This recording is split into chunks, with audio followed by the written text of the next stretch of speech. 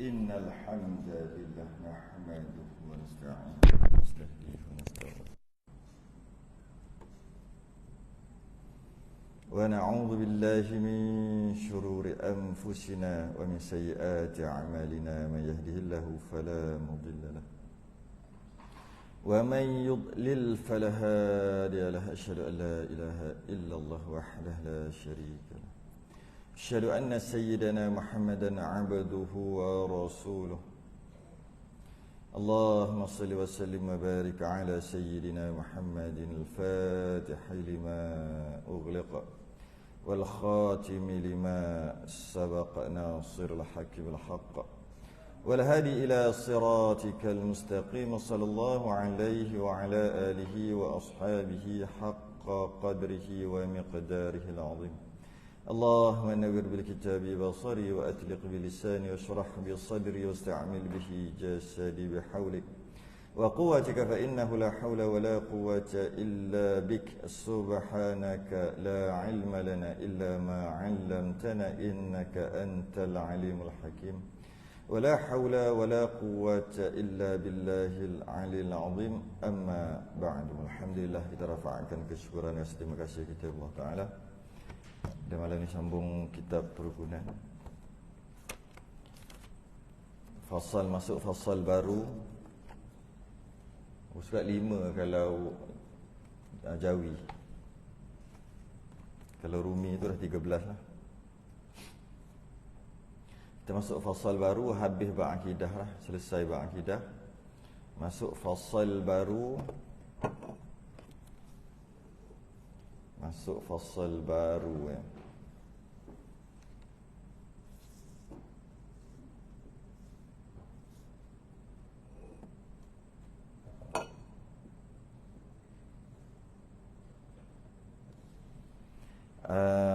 Fasal baru. Oh, sebelum masuk macam buat pengumuman tadi.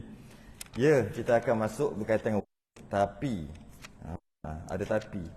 Sebelum daripada tu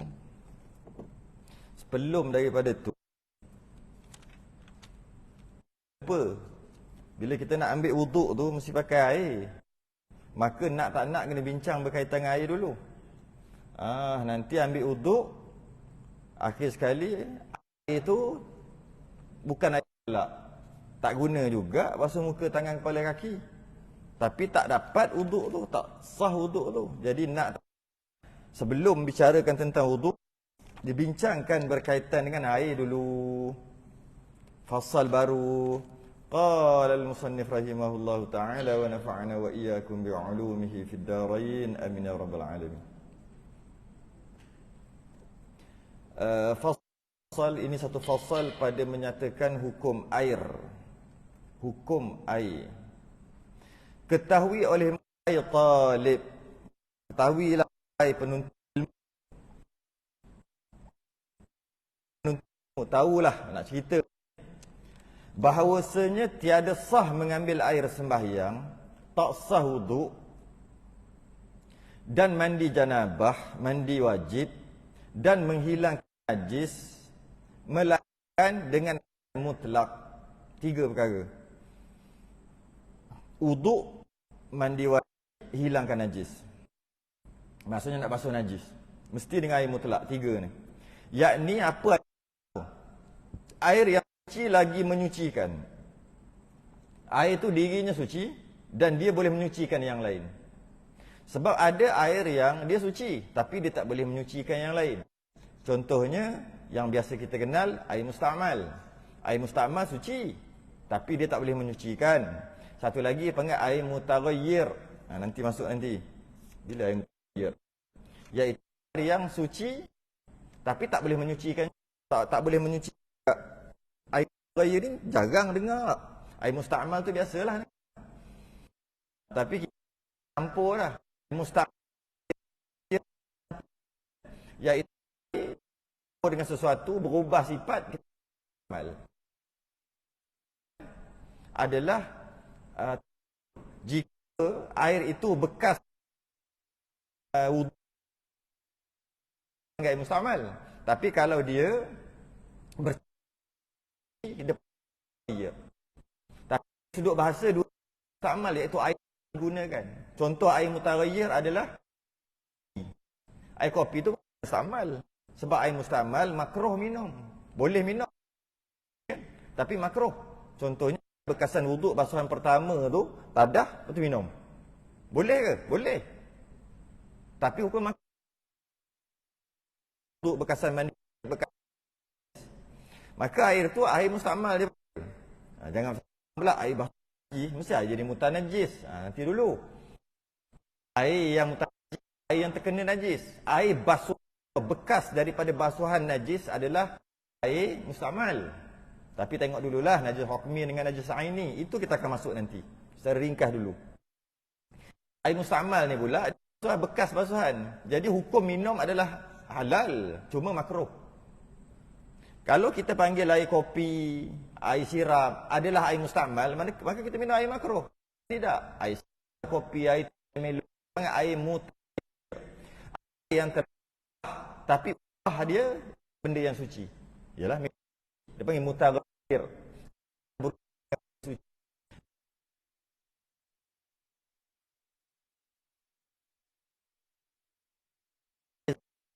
Tak makruh minum. Air makruh minum. Akan datang secara itulah.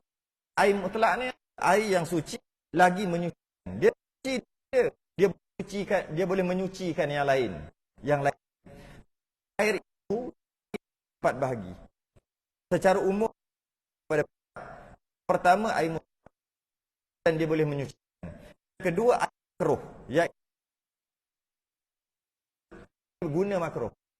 Air boleh menyucikan juga. Maknanya air mutlak jugalah. Ya mutlak. Tapi air mutlak guna tak makruh. Air makruh ni guna makruh. Nama dah air makruh. Basah. Contoh je pakai. Terperinci. Amal.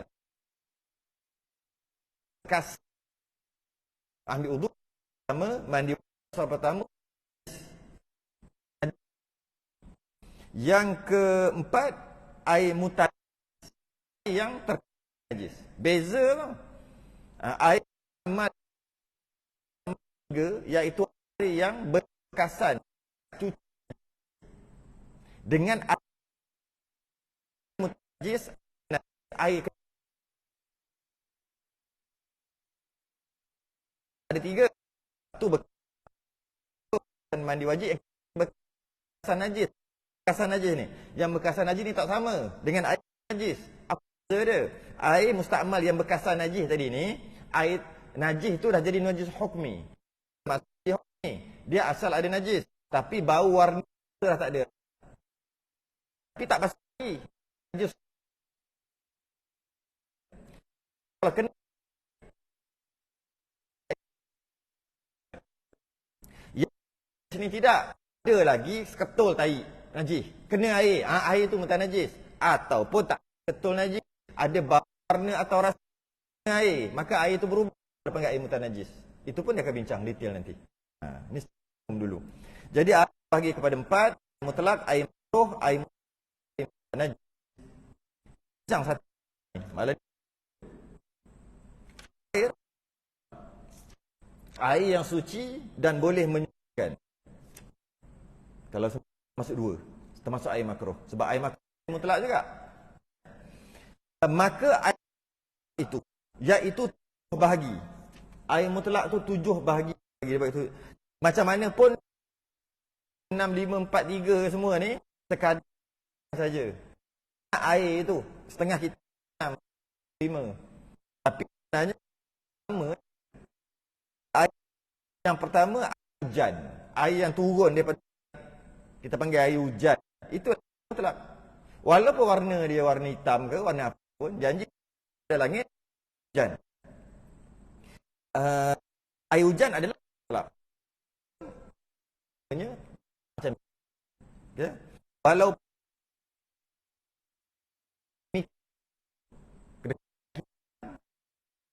tapi mutlak sudut syarak.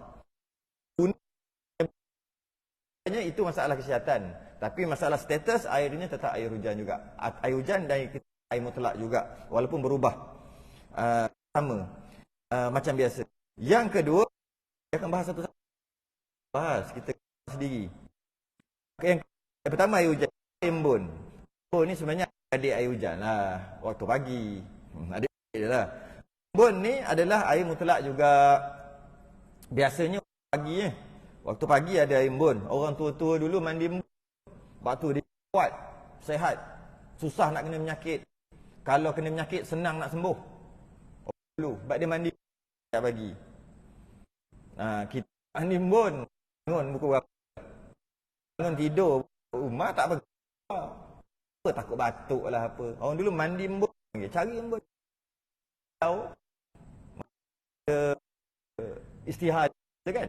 Berapa tahun dia istihad diri dia. Sebelum lepas tak lama pada tu dia meninggal kan. Masa dia istihad diri Menteri Besar waktu tu, siapa dia tak faham, buat kajian Menteri Besar waktu tu pun kata betul. Ada orang lagi. Itulah amalan dia. Mandi embun ni. Dia menyebabkan adat. Sibuk makan mana? Makan tu ni nak pergi kuat. Mandi.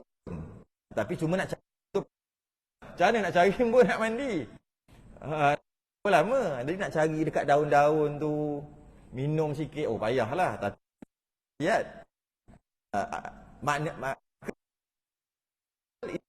Juga kalau kumpul. Payah kumpul. Kalau air embun beku. Yelah tu. Beku. Cuma nak wuduk dengan mandi wajib ambil wuduk dengan air beku ni, air salji ni boleh ambil gitu, dia kena cairkan. Itu air, tapi ambil gitu, mana beku, mana ada air mengalir, ambil cairkan, kita panggil air salji. Daripada juga istilahkan turun pada suci dan menyucikan.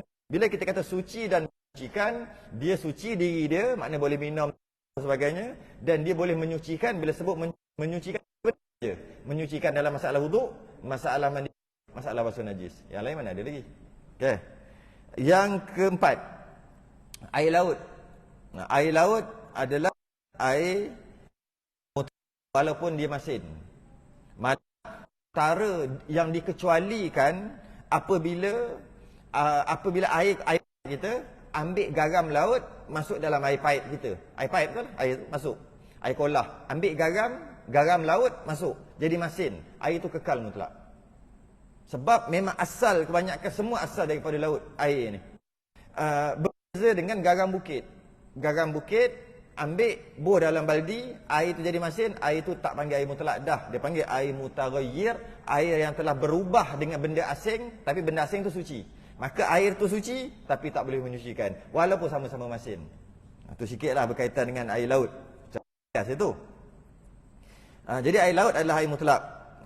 Yang kelima, air sungai. Adalah air mutlak. Yang keenam, air sumur. Sumur tu perigi lah. Air sumur ataupun air sumur lah. Ada juga kata air yang bertakung tu, sumur. Air tasik sumur, tapi asalnya sumur juga. Yang ketujuh tu air telaga. Setengah kitab tulis 6. Yang sumur ni ada kita air tasik.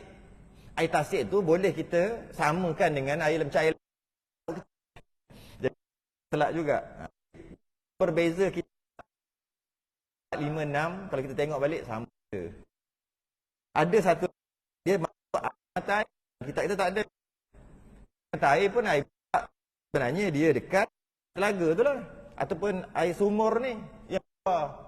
Maka kalau kita tambah lagi satu jadi 8 campur air mata air. Jadi sebenarnya sama aja. Kalau kita kan siap-siap 10 lah apa. Air alur lah, air apa lah kita boleh letak semua kan.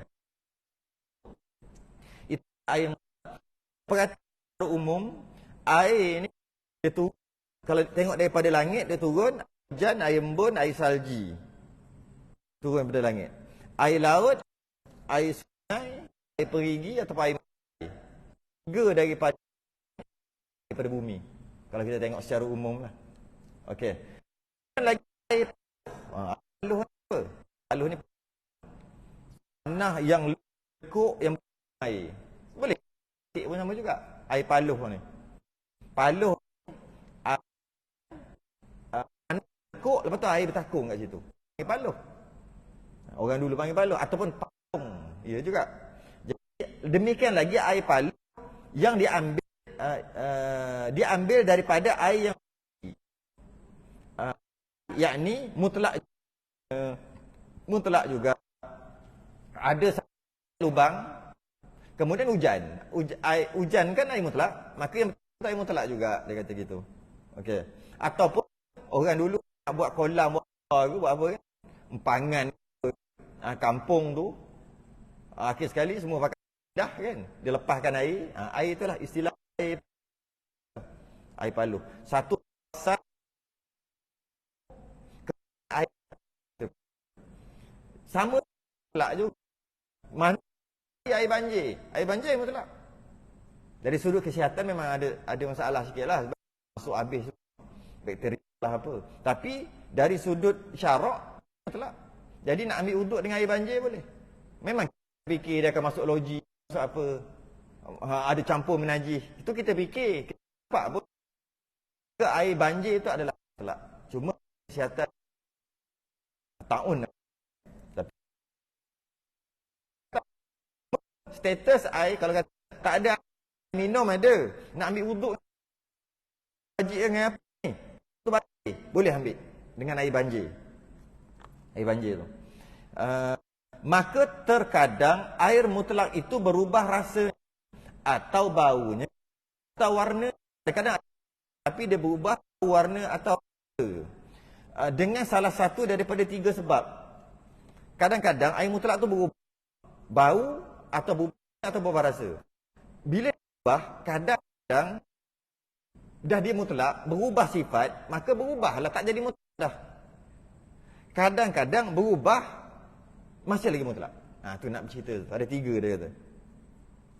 Kadang-kadang air tu berubah, bila sebut sifat, bau rasa. Kadang mutlak, walaupun berubah. Kadang-kadang dia mutlak dah. Istilah kita panggil tak mutlak dah. Apa maksud tak mutlak dah? Mungkin jadi air mutanajis. Boleh jadi air najis Boleh jadi.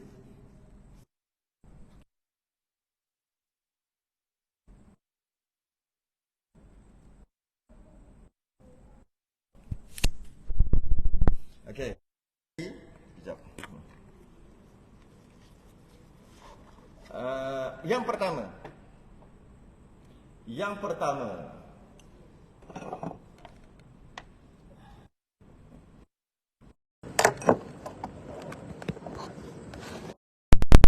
Air yang berubah, air yang pertama.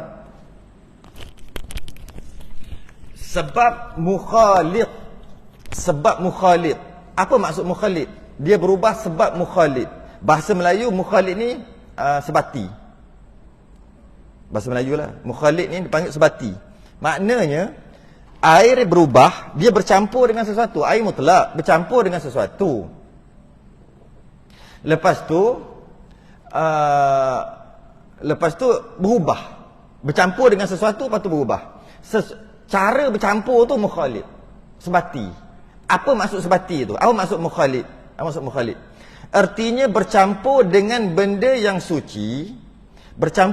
Dengan benda yang suci, tiada boleh membezakan dan menceraikan dia dari air. Bila dah bercampur, tak boleh tarik balik dah. Tak boleh keluarkan balik. Contohnya, dia bagi contoh macam-macam. Kita bagi contoh dulu. Air pandan kita blender, kemudian warna hijau lah air tu, kemudian masuk dalam air mutlak. Bila masuk air mutlak, pandan tu tak boleh keluar dah. Istilah dia panggil air itu berubah. Air mutlak telah berubah dengan pandan yang mukhalid, yang sebati. Lepas masuk tak boleh keluarkan dah, tak boleh tarik balik dah. Itu contoh pandan lah. Yang lain-lain lah, air mawar buat mandi jenazah tu kan, air mawar tu kan, air tu putih je, masuk dalam air mutlak, berbau lah, bertukar lah bau. Tadi mungkin berubah, bau pandan bertukar jadi hijau tadi. Kes ni pula tak berubah warna, tapi bau berubah air mawar tu. Ambil, buat keluar balik air mawar, tak boleh lah. Dia panggil bercampur dengan cara mukhalid. Kalau dalam kitab kita Mukhalatatun. Salah, mukhalid. Okey, bercampur. Dan lepas bercampur, tak dah berubah sifat, dan berubah tu tak boleh ceraikan, tak boleh tarik balik dah benda yang bercampur tadi. Dan tiada masyaqqah memeliharakan air itu. Dan tak susah pun nak pelihara daripada air itu. Maksud tak susah ni, maksud dia ada bukan kena mengena dengan air. Tu maksud tak susah. Kalau dia ada kena mengena dengan air, beza hukum. Contoh macam mana? Contoh belerang. Sulfur tu belerang tu kan. Kan air tu berubah jadi macam telur busuk tu. Telur temelang. Macam mana air tu boleh berubah? Dia berubah dengan sulfur, dengan belerang. Belerang tu duduk kat situ, dekat air tu. Jadi dia ada kena mengena. Dan dia ada kena mengena dengan air. Dan dia susah untuk dipisahkan daripada air. Ada masyaqqah di situ. Maka air tadi kekal mutlak. Tu air yang busuk tu, air panas tu. Air panas ke air sulfur, air belerang. Mutlak tu walaupun busuk. Tadi kata berubah, dia jadi tak mutlak dah. Bila berubah tak jadi mutlak dah. Nanti dulu. Kalau kata dia berubah dengan benda, sesuatu benda, dan dalam keadaan masyaqqah, susah nak, memang tepat dia kat situ dah, maka air itu kekal mutlak. Tapi kalau bukan masyaqqah, benda tak ada kena mengena, asing-asing. Macam pandan, daun pandan siap blender, apa kena mengena dengan air? Maka tiada masyaqqah untuk dipisahkan. Maka bila bercampur, air itu dipanggil air mukhalid. Air mutlak yang telah mukhalid. Bila sebut mukhalid sebati, dia tak mutlak dah lah cerita. Tak mutlak, tak boleh ambil wuduk dah. Sebab apa? Sebab dia kata tu, dan tiada masyaqqah memeliharakan air itu. Barulah jadi air itu tak mutlak dah. Sebab tak susah. Contoh masuk gula, sama juga. Air masuk gula. Gula dengan air macam tak ada kena-mengena. Dia beza tadi. Air dengan belerang. Tu tempat dia. Satu lagi. Kalau orang dulu tahulah, dia panggil batu kiwi. Apa kena batu kiwi? Warna kuning. Dia ada dalam air tu jadi warna kuning. Air terjun ke apa, batu kiwi. Tak tahu orang tahu tak? Orang dulu tahu batu kiwi tu. Dia panggil batu kiwi. Batu tu duduk dalam air, lama-lama air tu jadi kuning. Air tu berubah. Adakah air tu mutlak? Mutlak. Sebab batu tu memang duduk di situ. Macam itulah dengan bab-bab yang lain. Bau lumut. Lumut memang hidup tepi air, tepi telaga. Tiba-tiba air itu berubah. Berubah dengan yang ada kena-mengena. Masyaqqah. Susah kalau nak pisahkan lumut dengan air. Maka air itu berubah. Mungkin jadi warna hijau. Mungkin jadi bau lumut. Walaupun berubah, kekal mutlak. Dia kata kat sini tiada masyaqqah. Yang tak susah. Yang tak ada kena-mengena. Contoh tadi gula. Pandan kan. Daun pandan tak ada kena-mengena. Tengok dia bagi contoh apa. Tiada masyaqqah memelihara air itu daripadanya. Iaitu seperti kumkumah. Saya dengar kumkumah. Orang dulu juga ni. Kumkumah ni za'faron. Saffron. Za'faron yang kalau orang Arab dia buat nasi Arab dia pakai yang kuning tu. Tapi sekarang semua pakai pewarna dah, yang original. Dia punya apa dia panggil? Bunga dia ada dia punya tu. Dalam bunga tu. Dia warna kuning, warna merah. Mahal. 100 mahal, ratus-ratus. Za'faran ni ataupun saffron. Orang dulu panggil kumkumah. Orang India bubuh kat sini. Kuma. Ada juga panggil kuma. Dalam kitab kita kumkumah. Ada panggil kuma macam-macam. Ada kumkum pun ada. Macam hantu pula kumkum. Jadi za'faran ni yang kata budak kalau nak hari ke-7 cukur rambut dia biar botak. Kemudian ambilnya za'faran tu. Lepas tu campur dengan minyak sikit. Asal lah yang berurat tu. Ambil 2-3 urat, campur, sapu atas kepala dia. Elok tu untuk tu. Ataupun buat masak-masakan lah. Jadi bila ianya bercampur dengan air, orang yang biasa buat ni tahulah. Dia ambil campur air tu terus jadi warna kuning. Kadang jadi warna merah. Soalannya, boleh tak tarik balik merah tu? Tak boleh dah. Jadi air tu namanya asalnya air mutlak, dah jadi tak mutlak dah. Tak mutlak. Habis tu air tak mutlak jadi air apa? Orang Melayu panggil musta'mal. Bukan musta'mal, air mutaghayyir, air yang telah berubah dengan benda suci. Dengan benda suci. Jadi bila berubah dengan benda suci, dia suci. Dirinya suci. Air itu suci. Tapi tak boleh menyucikan lah. Tak boleh ambil uduk, mandi wajib, basuh najis dah. Okey, itu satu dia bagi contoh. Mukhalid. Yang kedua kapur. Sama juga. Kapur masuk air, lepas tu ambil balik kapur. Mana boleh dah. Dah sebati tak boleh ambil balik dah. Tapi air itu berubah. Asal air mutlak telah berubah, mungkin jadi warna putih. Maka air itu suci. Tapi tak boleh menyucikan dah. Okey. Yang ketiga, mani. Dia bagi contoh mani manusia. Mani ni suci. Bila masuk dalam air, nak tarik keluar mani balik macam mana? Tak boleh ambil dah. Maka air itu suci. Tapi tak boleh menyucikan. Okey. Macam tu juga buah kayu. Buah kayu ni buah-buahan yang duduk dekat tepi tasik lah, kita kata tepi air. Tapi buah kayu yang tak ada kena dengan air tak boleh juga. Buah kayu duduknya tepi tasik lah, kita kata. Ada jambu air ke jambu apa kan, ada jambu. Dia jatuh jambu. Dia bukan musim ni, yang tak ada musim. Daun jatuh, buah jatuh. Lama-lama air tu akan bertukar jadi air tasik tu. Bila bertukar, asalnya mutlak, tetap mutlak juga. Sebab apa? Dia masyaqqah.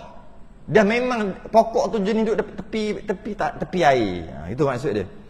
Tapi kalau katalah durian, air tu bertukar jadi bau durian, tak masyaqqah, tak ada kena-mengena tu, maka air tu tak mutlak dah, walaupun satu tasik. Sebab dia termasuk yang tak ada kena-mengena dengan air. Itu maksud dia.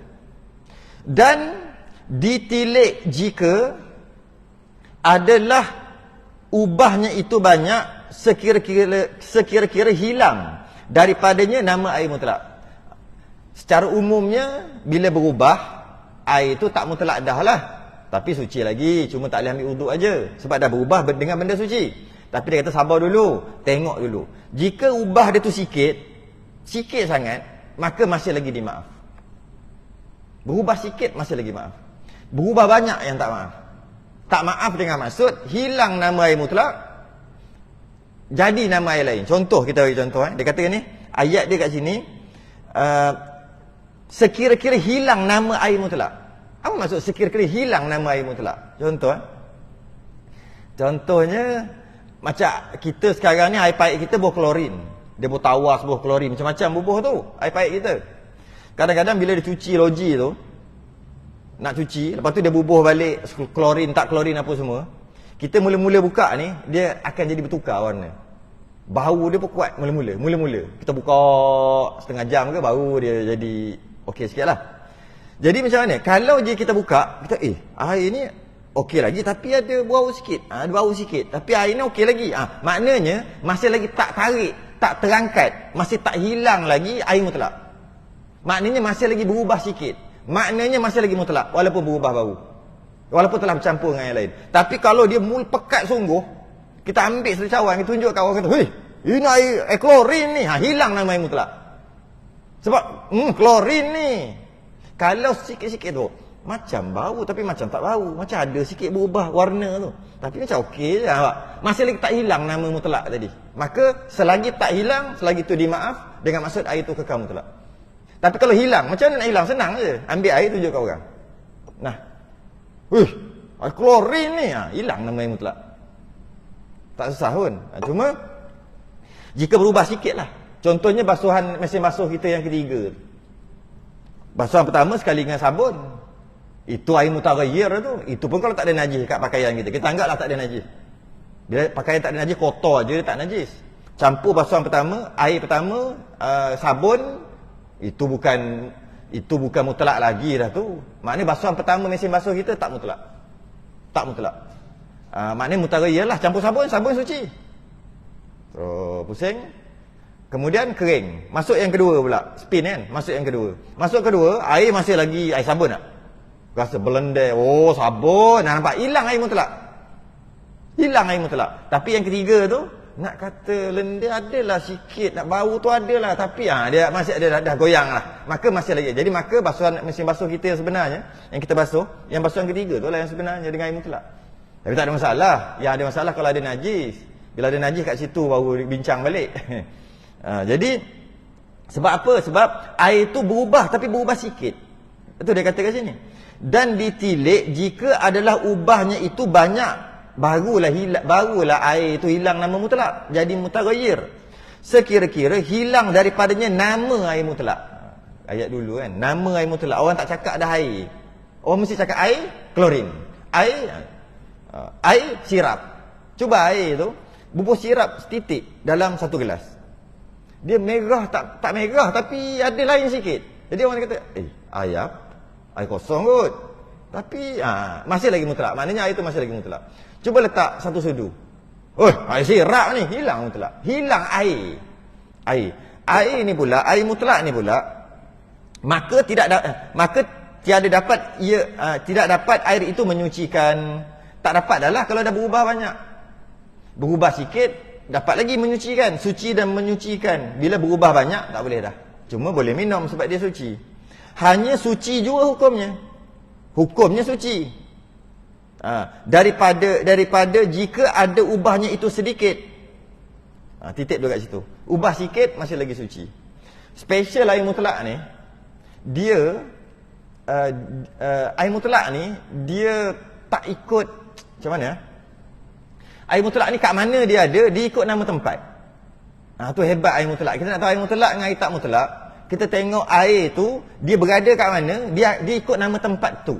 Contoh, ambil air sungai, bubuh dalam telaga. Kita panggil air telaga. Dia ikut nama tempat. Ambil air telaga, bubuh dalam laut, dia panggil air laut.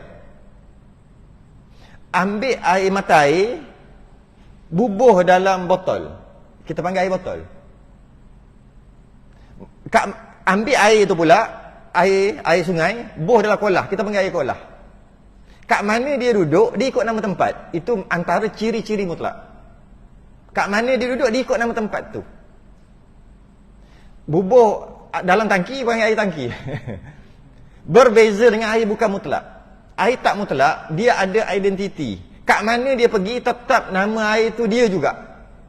Dia tak ikut tempat. Contoh air teh. Teh tarik, air teh. Bubuh air teh dalam perigi, dalam telaga. Cuba Kara tengok. Air teh ni macam mana boleh ada dalam perigi? Contohlah. Ambil air teh banyak-banyak, buat banyak-banyak. Buh dalam kolah masjid. Orang pun nak ambil uduk. Air teh ni manis lagi. Nampak? Dia tak hilang nama teh tu. Dia tetap nama air teh kat mana dia duduk pun. Ambil buah satu laut. Contohlah. Keringkan laut, buah tu laut air teh. Tetap orang panggil air teh juga. Buah dekat sungai panggil air teh. Buah dalam botol, panggil air teh. Buah dalam gelas, panggil air teh. Duk mana-mana pun air teh. Malah tumpah kat bawah pun orang panggil air teh lagi. Tapi, kalau air mutlak, kat mana dia ada, dia ikut nama tempat. Tu beza sikit. Kalau air ada dekat lantai, antara ciri air mutlak lagi, kita akan panggil air aja. Ada air itu dekat lantai. Air je kita dah tahu itu air mutlak. Tapi kalau air itu air sirap, cakap air saja tak memadai, tak sampai. Kena kata ada air sirap tu atas tu, hati-hati sikit. Licin. Kita tak kata air. Bila sebut air saja itu air mutlak. Bila sebut air dan tempat dia, kat mana dia berada, kita ikut nama tempat tu, maka itu antara ciri air mutlak. Tapi air tak mutlak, kat mana dia ada pun dia tetap nama dia. Air najis contohnya. Air mutanajis, air dah kena najis. Air mutanajis. Duduk kat mana pun. Duduk atas meja dia panggil, duduk dalam gelas dia panggil air mutanajis. Duduk dalam kolah panggil air mutanajis juga. Air najis lah. Air najis lah orang Melayu panggil. Duduk dalam kolah air najis. Duduk kat mana-mana pun air najis. Tapi air mutlak tidak. Kat mana dia ada, sama ada dia guna nama air sahaja ataupun air tempat mana dia duduk. Tu special air mutlak. Sebab tu dia sebut kat sini tak tercabut. Kalau tercabut nama mutlak, barulah air itu bukan air mutlak. Selagi tak tercabut nama mutlak tu. Seperti satu atau berubah ia dengan suatu yang jadi daripada air itu. Ni dah bahas tadi ni. Dia berubah dengan sesuatu yang jadi daripada air itu. Maksud sesuatu yang jadi ni maksud dia dekat-dekat air tu lah. Dia duduk main di air tu. Yang saya sebut tadi, lumut apa semua kan. Duduk main kat air tu. Seperti dia bagi contoh kiambang. Kiambang ni duduk kat air. Lama-lama dia mati. Bila mati, lama-lama sangat, air tasik tu boleh jadi warna hijau. Sebab kiambang tu mati. Dan boleh bau daun kiambang tu. Nak kira air yang berubah tak mutlak dah, tapi mutlak juga. Sebab yang tadilah ada kena-mengena. Macam tu juga lumut, macam tu juga belerang, macam tu juga batu kiwi, macam tu juga bau macam dia sebut di bawah ni. Tak kita baca dulu. Yang kedua. Habis yang pertama Yang pertama habis. Jadi jika air mutlak bercampur dengan benda lain Dan benda lain tu suci bukan najis. Kalau benda lain tu najis jadi air mutanajis kan. Air mutlak bercampur dengan benda suci, dan bercampur dengan benda suci tu pula jenis mukhalid, jenis bercampur tak boleh tarik balik, tak boleh keluar. Air tu tak mutlak dah, dia jadi mutaghayyir. Kadang-kadang air tu berubah juga, dan memang tak boleh tarik balik, tak boleh buang balik dah. Tapi berubah dia kerana memang kedudukan air tu dekat kawasan tu, maka dia jadi maaf kekal mutlak. Okey. Dua dah itu. Yang kedua, air berubah juga yang kedua. Berubah sebab mujawir. Berubah sebab mujawir. Mujawir ni daripada perkataan jara, jar. Jara yajuru jiran. Bahasa Melayu dah jiran.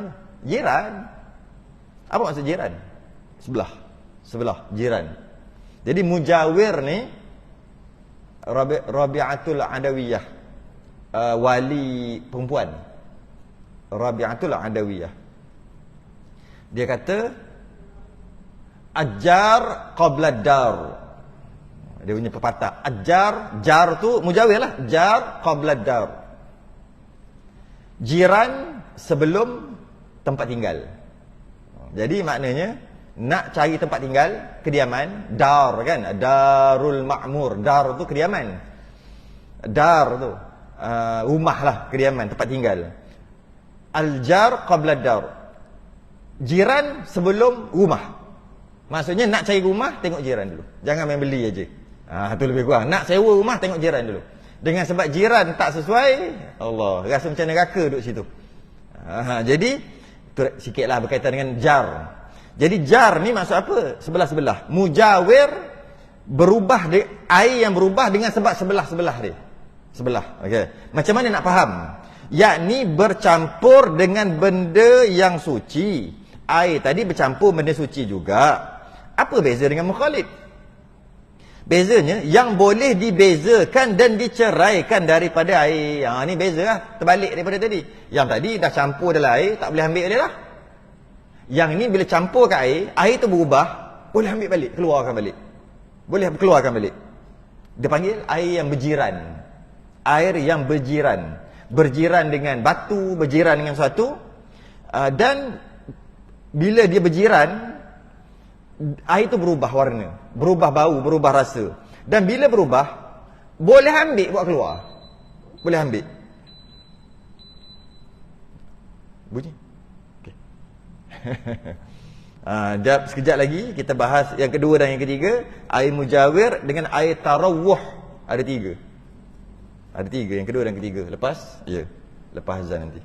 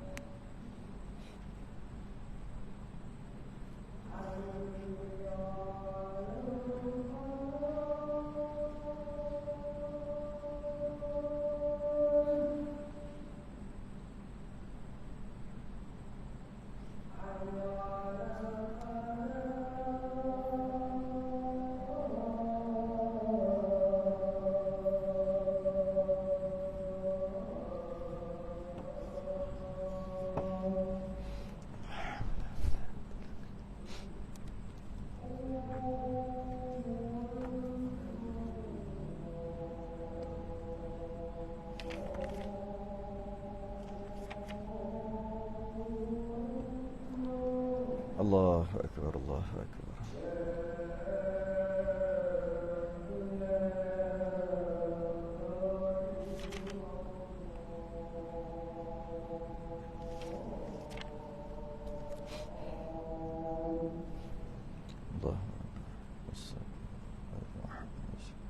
والشرف والدرجة العالية.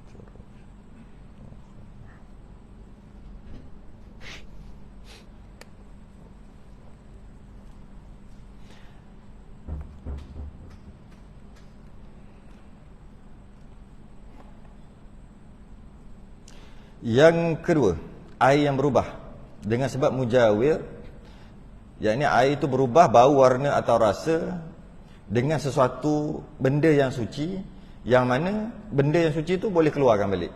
Dia bukan sebati. Seperti dia bagi contoh gaharu dan cendana. Gaharu dan cendana. Kayu gaharu tu bubur dalam air, berubah bau air tu, berubah bau.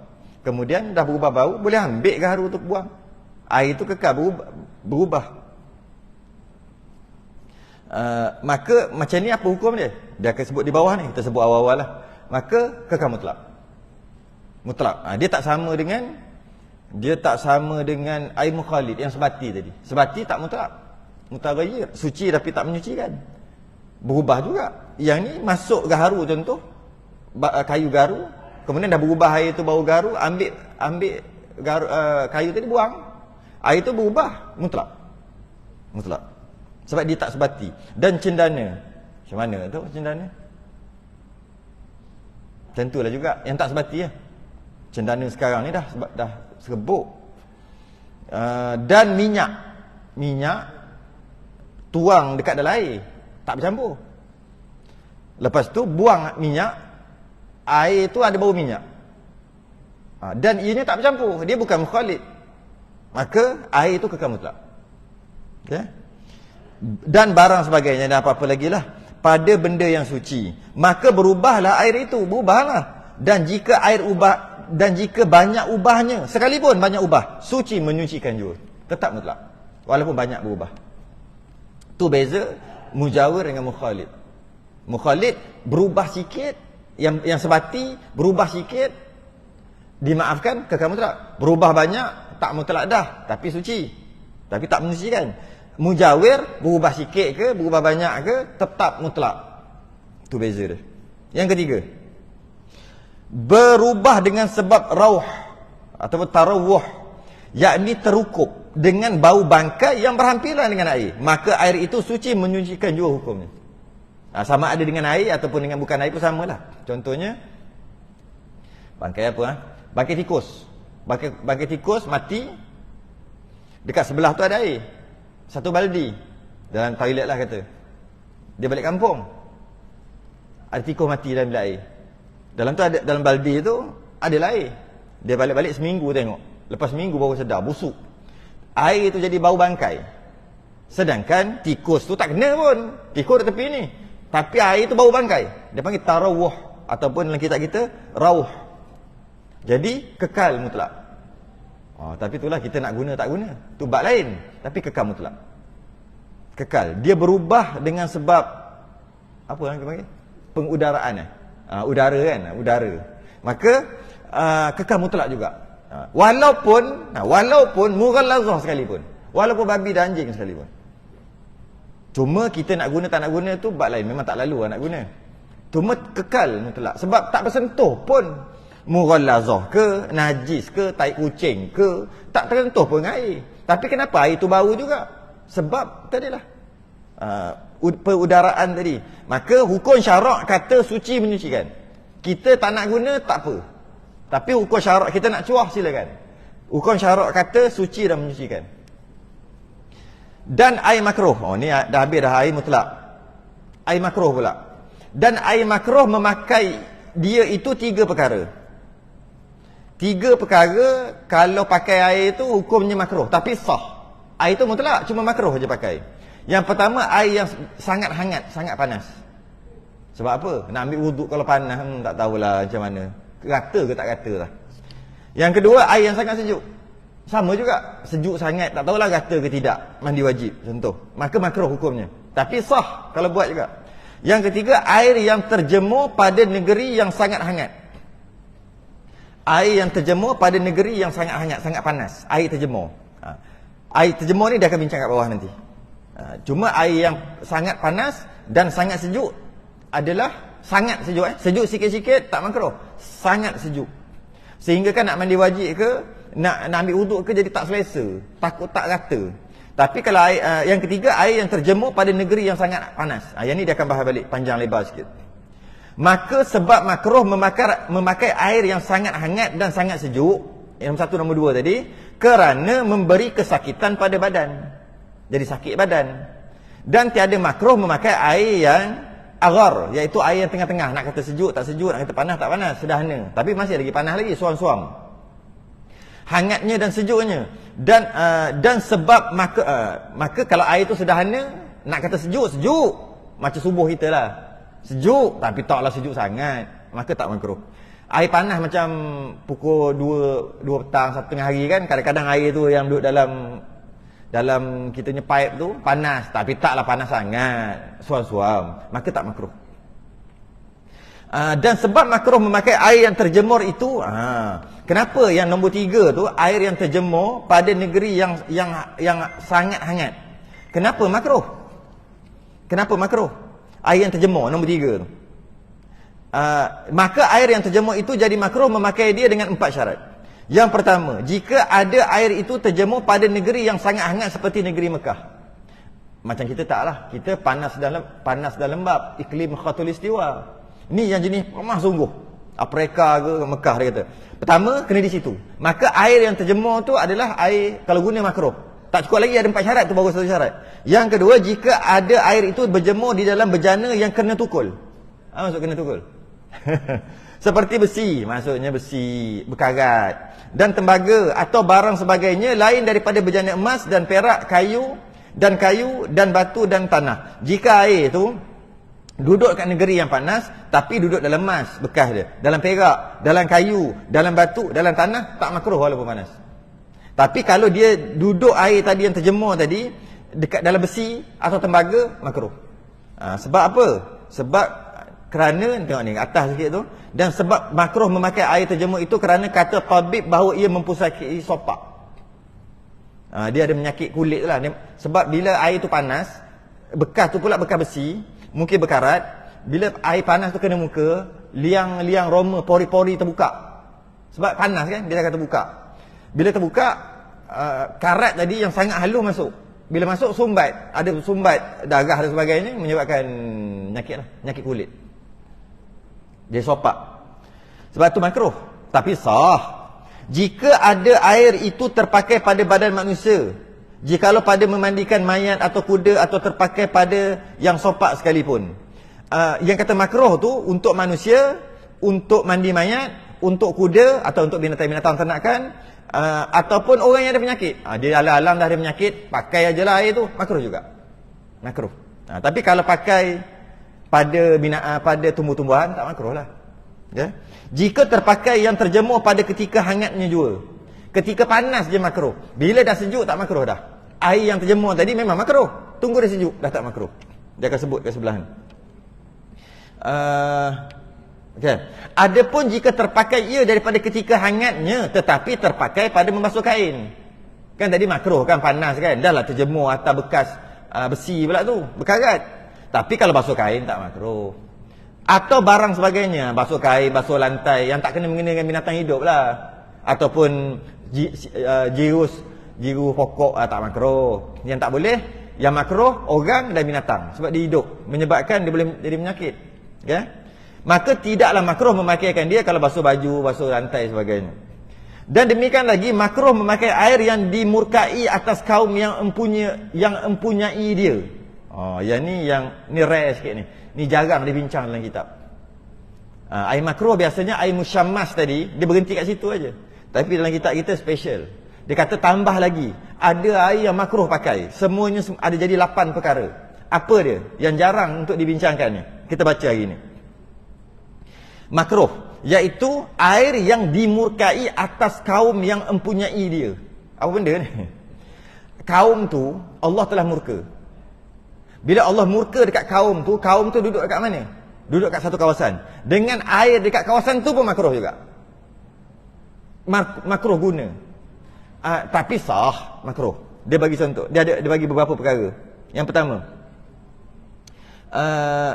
dan makruh pula dengan maksud juga memakai tanahnya akan tayamum. Tayamum pun makruh ambil tanah. Sebab apa? Tempat tu dulu ada kaum yang Allah murka. Dan bukan setakat murka, Allah timpakan azab ke atas mereka. Maka kesan daripada azab tadi makruh pakai. Kesan daripada azab di tempat itu makruh pakai. Walaupun sah. Kita kata itu dulu punya cerita. Iyalah, sebab tu makruh. Kalau tidak haram. Kalau kata sampai sekarang kesan haram. Dulu je. Sekarang tak haram. Sah pun wuduk, sah mandi wajib, boleh minum pun. Cuma makruh. Buat tayamum makruh, air pun makruh. Dia bagi contoh, iaitu air negeri kaum Samud. Air negeri kaum Samud. Samud ni kawasan ulama kaji dekat satu kawasan dekat Arab Saudi. Dekat satu tempat nama Hijr. Nabi pernah singgah dekat Hijr. Negeri kaum Samud. Kaum Samud ni Quran cerita dalam Quran. Allah murka pada mereka, maka mereka ditimpakan azab. Jadi tempat tu nama Hijr. Nabi Saleh yang dia pergi, itulah unta Nabi Saleh itulah pergi bunuh, maka Allah murka tu kan. Jadi tempat tu nama Hijr, area dekat Arab Saudi lah. Sahabat pernah dengan Nabi sekali pernah pergi situ. Akhir sekali duduk buat kemah kat situ. Para sahabat ambil air dan uli tepung nak makan. Nabi kata jangan buat gitu. Buang air tu. Buang tepung tadi semua bagi kat unta makan. Bagi kat unta makan, kita jangan makan. Kemudian Nabi suruh kalau nak buat apa-apa dekat kawasan ni, pergi ambil daripada telaga tempat minum unta Nabi Saleh. Nabi tunjuk ada telaga situ. Dia ambil air kat situ. Maka siapa yang guna air kat negeri kaum Samud ni, area Al-Hijr dekat Arab Saudi ni, kat situ hukumnya makruh. Air tu untuk ambil wuduk, tanah ni untuk tayamum. Tapi sah. Kalau nak juga ambil dekat kawasan unta Nabi Saleh minum. Kemudian makruh tu. Kemudian yang kedua, air negeri kaum Lut. Sodom. Laut mati. Laut mati. Jibril angkat, sebab dia LGBT kat situ. Semua geng LGBT. Jibril angkat sodok tanah tu. Gitu. Angkat tanah tu, terbalik, gembas gitu. Menyebabkan terjadinya satu laut yang dipanggil laut mati. Yang mana laut mati tu, dia mati, dia tak bersambung, dia je. Dan kadar garam dalam tu sangat tinggi sehingga kalau orang tak tahu berenang pun masuk, dia terapung, tak boleh lemas. Maka tempat tu makruh juga. Tapi kita pelik, kita perhati, orang pergi kat area situ, dia pergi boleh mandi, dia kata ubat sakit kulit, siap ambil buat balik lagi. Sedangkan tempat tu tempat Allah murka. Nabi bila lalu tempat Allah murka, yang dulu murka, Nabi tundukkan kepala jalan, laju-laju. Nabi tak kata, oh ni Firaun punya piramid ni. Oh ni Firaun ni, Firaun Nabi zaman Musa. Orang tak buat kerja gitu, tak tengok. Tapi tak haram lah. Tempat tu kan Allah murka. Jadi kenapa pergi duduk situ lepak, takat gambar lagi? Kenapa? Nak tunjuk yang dia pergi dekat, nak tunjuk bergambar dengan Firaun yang lawan Nabi Musa. Sedangkan Allah murka kat situ. Cuma taklah haram. Hukumnya makruh. Ambil wuduk di situ semua makruh. Itu dekat laut mati lah kita panggil lah. Makruh. Air negeri kaum Lut. Kemudian lagi apa lagi? Air telaga Barhut. Air telaga Barhut ni dekat Yaman.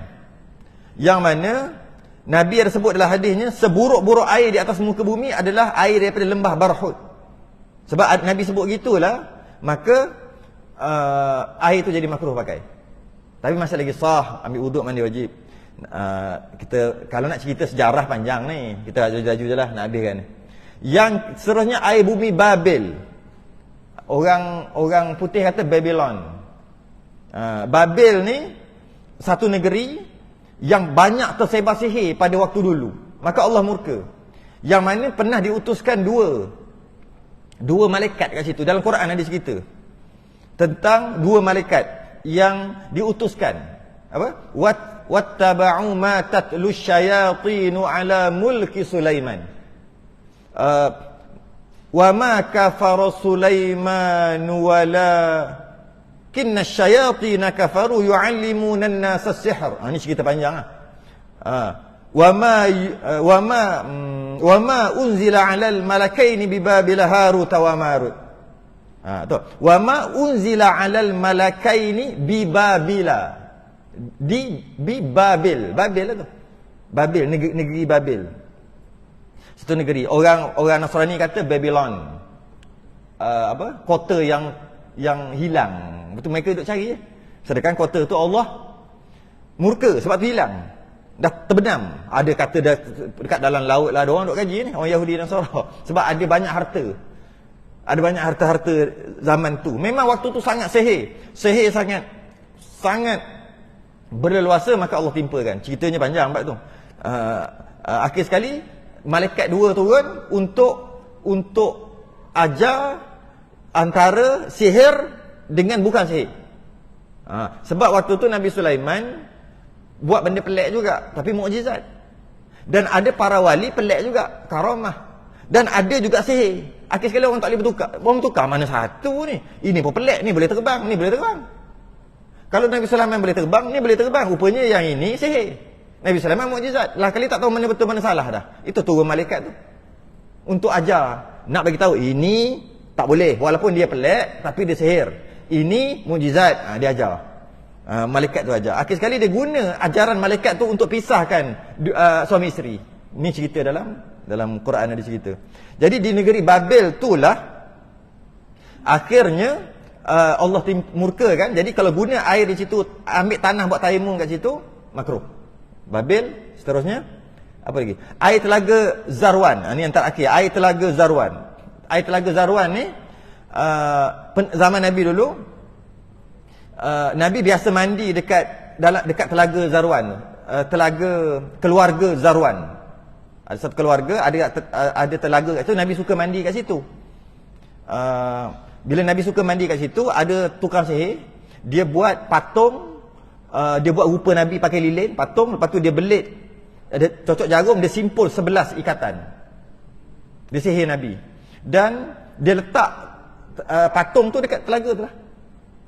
Dan Nabi terkena sihir tu. Nabi pun kena sihir 40 hari. Dan ada riwayat mengatakan Nabi wafat kerana sihir tu, kesan daripada sihir. Tapi lepas tu Nabi elok lah, cuma kesan daripada sihir tu. Yang mana ada 11 ikatan dekat tubuh Nabi yang bentuk daripada lilin dia buat, dan ada jarum.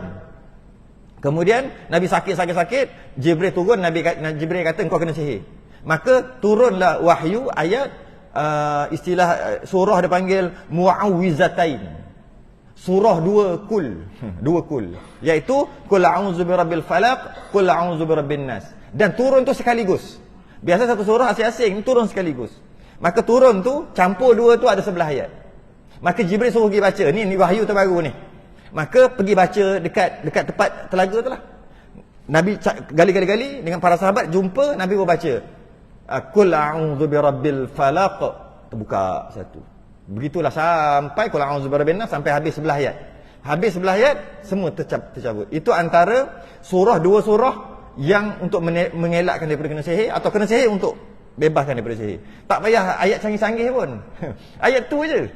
Kalau kita baca, makna dia memang ada kena-mengena dengan hasad.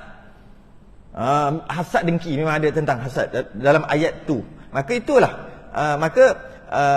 Lepas pada tu, tempat tu maka dimurkai lah, telaga tu. Jadi kerana itulah air telaga Zarwan juga makruh ambil wuduk. Okey. Maka jadilah jumlah air yang makruh memakai dia itu ada 8 perkara keseluruhan. Kalau campur-campur makruh pakai 8. Walaupun makruh sah 8. Habis kat situ. Cukup. Air musta'mal akan datang. Masuk air musta'mal akan datang insya-Allah. Ya. Air kapur barus, air bidara. Okey, saya nak sebut kat tadi, tapi rasa tak sempat. Okey. Air kapur barus dulu dengan sekarang beza. Orang dulu kalau dengar kematian, pertama sekali dia ambil kapur baru besar-besar, dia terus bubuh dalam baldi. Lepas tu nak pergi sana, nak pergi tengok gitu, nak tenangkan keluarga, makan masa sejam dua. Bila nak mandi, dah bau dah air tu. Dah bau dah air tu kepada air kapur barus, dah bau dah. Orang sekarang tak macam tu. Bila dengar kematian, dia tak tahu, dia tak ingat kapur barus tu. Bila dah angkat jenazah masuk dalam tempat mandi, baru kapur barus. Jadi sebab pada tu, kalau rendam, kalau macam dulu batu barus, kapur barus, batu lah kita panggil kan, takkan bau. Nak macam mana? Akhir sekali dia buat kecil-kecil. Pun tak ada bau, akhir sekali ramas. Hukum asal air kapur barus adalah air mutlak. Sebab nak memandikan jenazah mesti dengan air mutlak. Tak kisah air 9 ke air apa ke. Mesti air mutlak. Jadi air kapur barus sebenarnya air mutlak. Cuma silap kita dia jadi tak mutlak. Dia jadi mutaghayyir. Silap kita sebab kita pakai dah jadi cecair, dah jadi macam yang pecek, macam ubat gigi tu. Prek kat situ, kacau, oh bau kapur barus. Tak ada gitu. Ataupun dia yang halus-halus besar-besar ni, nipis-nipis, kalau letak tak bau sangat dia kena ramas. Sebab apa jadi gitu? Sebab kita lah fikirlah awal-awal masa dah dengar meninggal tu rendam siap-siap.